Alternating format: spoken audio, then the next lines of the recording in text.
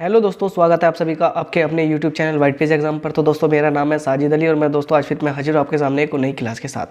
दोस्तों आज जो हमारा 2024 में जो गृह विज्ञान का पेपर हुआ है क्लास 10th का, जो क्लास 10th का गृह विज्ञान का 2024 में जो पेपर हुआ दोस्तों, उस पेपर का सोल्यूशन करेंगे जिसका कोड 823 IC 823 IC है। यानी गृह विज्ञान का पेपर और केवल बालिकाओं के लिए है। गृह विज्ञान का पेपर और केवल बालिकाओं के लिए है दोस्तों। पूर्णांक 70 है। तो दोस्तों वीडियो आगे देखने से पहले जो चैनल पर नहीं हो चैनल को जरूर सब्सक्राइब कर देना और बेल आइकन को दबा देना, और दोस्तों इस वीडियो को अपने दोस्तों तक जरूर शेयर कर देना। तो दोस्तों शुरू करते हैं आज की अपनी क्लास। तो दोस्तों यानी वही समय 3 घंटे 15 मिनट है। प्रारंभ के 15 मिनट प्रश्न पत्र के लिए निर्धारित है। सारी चीज़ आप अच्छी तरीके से देख लेंगे। उसके बाद में हम सबसे पहले खंड ए हल करते हैं जिसमें हमारे बहुविकल्पी प्रश्न है। क्या हमारे बहुविकल्पी प्रश्न है? तो देखो दोस्तों पहला प्रश्न क्या कह रहा, यदि एक पुस्तक का मूल्य 35 है तो 12 पुस्तकों का मूल्य क्या होगा? हम आसानी से निकाल सकते हैं। कह रहा है कि एक पुस्तक 35 रुपये की है। सपोज करें कि आप किसी दुकान पर गए हैं तो आपने खरीदी कि एक पुस्तक 35 की है, तो आप कहेंगे कि मुझे 12 पुस्तक चाहिए। तो 12 पुस्तकों का मूल्य ज्ञात करने के लिए हम इसमें क्या करेंगे, 35 से गुना कर देंगे। तो 12 पंजे 60, 60 की जीरो हासिल लगे 6, 12 या 36, 36 और 6 कितने होंगे, 36 6 42, तो कितना हो जाएगा 420। हमारा पहला वाला ये ऑप्शन क्या सही हो जाएगा? क्या है हमारा पहला वाला ऑप्शन 420। इसके बाद देखते हैं दोस्तों दूसरा वाला प्रश्न क्या कह रहा, यानी अगर हम पारिवारिक बजट बनाने का उद्देश्य क्या होता है? अगर हम किसी यानी अपने परिवार का बजट बताते हैं तो उसका क्या उद्देश्य होता है? बचत करना। अगर हम पहले ही बजट बना लेंगे तो उससे बचत भी होगी। दूसरा व्यय पर नियंत्रण करना, ठीक है, उससे व्यय पर भी नियंत्रण हो जाएगा। तीसरा आय की जानकारी प्राप्त करना, ठीक है, आय की जानकारी भी हो जाएगी। उपयुक्त सभी, तो हमारा डी वाला ऑप्शन सही हो जाएगा, उपयुक्त सभी। प्रश्न नंबर 3, घर की सफाई करने के बाद में कूड़े का क्या करना चाहिए? घर में रखना चाहिए, सड़क पर फेंकना चाहिए, कूड़ेदान में डालना चाहिए, नाली में बहाना चाहिए? अगर आप इसे समझे कि घर की सफाई करने के बाद में कूड़े का क्या करना चाहिए, घर में ही रख लोगे कूड़ा करके? नहीं, बिल्कुल नहीं रख सकते। सड़क पर फेंक दोगे? नहीं, क्योंकि अगर आपने घर की सफाई करी है और कूड़ा निकला सब बाहर थोड़ी फेंक देंगे। उसके बाद में कूड़ेदान में डालना चाहिए, सही बात है। जो हमारे डस्टबिन होते हैं किसका प्रयोग करते हैं हम, डस्टबिन का, तो कूड़ेदान में डालना चाहिए। प्रश्न नंबर 3, जल का रासायनिक सूत्र क्या होता है? तो H2O2 नहीं होता, H2O नहीं होता, H2O का मतलब H2O जल का सूत्र होता है। जल का सूत्र होता है हाइड्रोजन ऑक्सीजन। अगला वन, पर्यावरण दिवस कब मनाया जाता है? तो 5 जून को पर्यावरण दिवस मनाया जाता है। कब? तो दोस्तों आप ध्यान रखें कि पर्यावरण दिवस कब मनाया जाता है, 5 जून को पर्यावरण दिवस मनाया जाता है। अगला, ATS अथवा टिट वैक का इंजेक्शन किस रोग के लिए बचाया जाता है? तो टीटी का इंजेक्शन जो होता है दोस्तों वो टेटनिस के लिए लगाया जाता है, टेटनिस के लिए लगाया जाता है। अगला क्वेश्चन, टाइफाइड रोग होता है साल्मोनी टाइफी से, एनीफिलीजा से, टिटनी से या बैसिलस पिटुसिस से? तो ध्यान रखना साल्मोनेली टाइफी से होता है। अगला क्वेश्चन, घर में सफाई करने से बचत होती है। अगर आप अपने घर में ही सिलाई करोगे, अगर घर में सिलाई करोगे तो उससे किस चीज़ की बचत होगी? समय की बचत होगी, सही है, हो जाएगी। धन की बचत, ठीक है। वस्त्र की बचत, ठीक है, उपयुक्त सभी। कैसे समय की बचत? यानी अगर आप अपने कपड़े सिलवाने तो एक के यानी अपना कपड़ा लेकर किसी के पास जाएंगे तो समय भी लगेगा, दूसरा उसे हम पैसे देने पड़ेंगे, और जो भी एक्स्ट्रा कपड़े बचेंगे वो रोक लेते हैं, तो यानी इसकी भी बचत होगी, उपयुक्त सभी हो जाएगा। कपड़े पर निशान लगाना चाहिए पेंसिल से, मिल्टन चौक से, फ्रेंच चौक से या खड़िया सफ़ेद चौक से? तो ध्यान रखना मिल्टन चौक से निशान लगाए जाते हैं। अगला क्वेश्चन, विटामिन सी का सबसे अच्छा स्रोत होता है दूध, हरी सब्जियाँ, दालें या खट्टे फल? तो कौन सी? विटामिन सी में खट्टे फल में मिलता है, जैसे नींबू हो गया, इनमें हमारा विटामिन सी मिलता है। अगला क्वेश्चन, भोजन परोसने के लिए का प्रयोग करना चाहिए हाथ की उंगलियों का? अगर आप भोजन खा रहे, किसी को सपोज करो आपके घर में आप किसी को भोजन दे रहे हो, तो उसमें आप क्या करेंगे, उंगलियों से करोगे? नहीं। उसके बाद में लकड़ी की छुरी से करोगे? नहीं। कांटेदार चम्मच से करोगे? नहीं। जो कांटेदार चम्मच जिससे हम चाउमीन वगैरह खाते हैं इस तरह की जो चम्मच है उससे नहीं। बड़ा चमचा परोसने वाला चमचा नहीं, परोसने वाले चमचे का प्रयोग करते हैं। इसके बाद देखते हैं अगला क्वेश्चन क्या कह रहा। प्रश्न नंबर 13, भोजन पकाने में किसका प्रयोग हानिकारक है? पानी तो ठीक है, हम तो पानी तो डालते हैं भोजन पकाने में। उसके बाद चीनी भी, यानी कुछ में चीनी भी डाल सकती है, मीठी सब्जी अगर बना रहे हैं। उसके बाद नमक भी डालेगा, सोडा नहीं डाल सकते। क्या नहीं डाल सकते? सोडा नहीं डाल सकते। तो हमारा क्या हो जाएगा, ऑप्शन नंबर बी सही हो जाएगा, सोडा। उसके बाद में रोगी का भोजन होना चाहिए सुपाच्य होना चाहिए, चटपटा होना चाहिए, बिना पका होना चाहिए, गरिष्ठ होना चाहिए? तो कैसा? सुपाच्य होना चाहिए। शरीर में, मनुष्य के शरीर में कुल कितनी अस्थियां होती है? जो मानव का शरीर होता है उसमें कुल कितनी अस्थियां का मतलब कितनी हड्डियां होती है? तो आप सभी जानते हैं 300 नहीं, 206, 305 या 210? तो हम सभी जानते हैं मनुष्य के शरीर में 206 हड्डियां होती हैं। रोगी के लिए आहार व्यवस्था का उद्देश्य क्या होता है? संतुलित आहार देना, पोषण की कमी को दूर करना, अधिक ऊर्जा देना या उपयुक्त सभी? तो कौन सा? उपयुक्त सभी हो जाएगा। अगला क्वेश्चन, सिल्वेस्टर विधि का प्रयोग होता है हड्डी टूटने पर, बेहोश होने पर, डूबने पर या इनमें से कोई नहीं? तो क्यों है? बेहोश होने पर किया जाता है। जब बेहोश हो जाता है उसमें किया जाता है।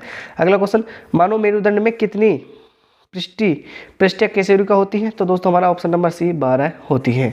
अगला, मांसपेशियों में अस्थिभंग का कारण क्या होता है? अगर आपकी सपोज करो यानी किसी की हड्डी टूट जाए तो उसमें क्या का कारण, मांसपेशियों अस्थिभंग के कारण सूजन भी आएगी, ठीक है, दर्द भी, बहुत ज़्यादा दर्द भी होगा, ठीक है। अंग निष्क्रिय मतलब यानी सपोज करो आपकी इस उंगली में चोट लगी, इस उंगली टूट गई तो क्या होगा, इस पर सूजन भी आनी शुरू हो जाएगी, इसमें बेहद दर्द भी होगा और क्या होगा, अंग निष्क्रिय हो जाएगा, नहीं फिर उंगली चलने की भी नहीं है।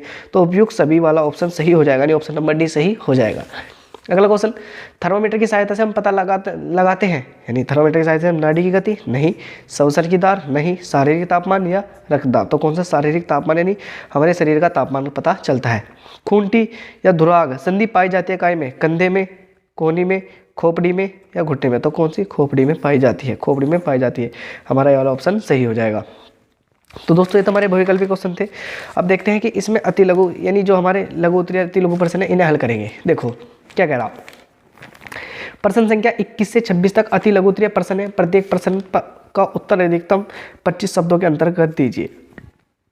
डाई क्लीनिंग विशिष्ट विधि के 2 लाभ लिखिए। सिलाई मशीन के 2 लाभ लिखिए। रेखांकित चेक किसे कहते हैं? प्राकृतिक कृत्रिम श्वसन की क्रिया के बीच 2 अंतर लिखिए। अस्थिभंग के प्रकार केवल नाम लिखिए। प्राथमिक चिकित्सा किसे कहते हैं उसके बारे में लिखिए। प्रश्न संख्या 27 से 31 तक लघु उत्तरीय प्रश्न है। प्रत्येक प्रश्न का उत्तर अधिकतम 50 शब्दों के अंतर्गत दीजिए। घर की सफाई के महत्व को स्पष्ट कीजिए, यानी घर में जो हम सफाई करते हैं उसका क्या महत्व है। फिर कह रहा है कि कलफ कितने प्रकार के होते हैं। अरारोट का कलफ बनाने की विधि लिखिए।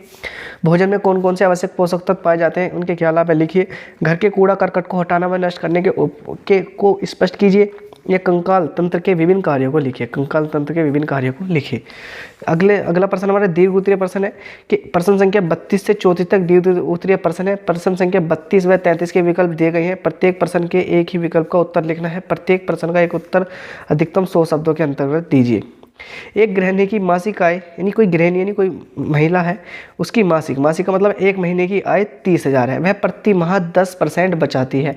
तो कुल वार्षिक बचत बताइए। कुल वार्षिक बचत बताइए। तो दोस्तों आसान सवाल है, देखो कैसे करेंगे। यानी हम एक कॉपी लेंगे, उस पर करेंगे दोस्तों। जैसे ये है, हम ये है, इस कॉपी पे करेंगे। देखो क्या करा, आसान सवाल था कि एक गृहिणी की मासिक आय, तो मासिक का मतलब यानी 1 महीने की, मासिक महीने को तो बोलते हैं। 1 महीने की आय कितनी रखी, 30,000। वह प्रतिमाह 10% बचाती है। बचाती है कितना, 10%। तो अगर 10% बचा रही तो खर्च कितना करी होगी, खर्च करी होगी 90%। तो उसकी कुल वार्षिक या ब्रैकेट में क्या लिखेंगे, वर्ष की आय कितनी होगी, वार्षिक या वर्ष की आय कितनी होगी, तो इधर करेंगे। तो मैं बता कि 1 महीने में 30,000 कमा रही और 30,000 का 10% ही बचाती, 10% बचाती है। तो 1 0 से 1 0, 1 0 से 1 0, यानी 1 महीने में 3,000 रुपये वो बचाती है। तो 1 महीने में 3,000 बचाएगी। तो हम एक साल में कितने महीने हुए, 12 महीने हुए। 12 गुना 3,000 से कर दो।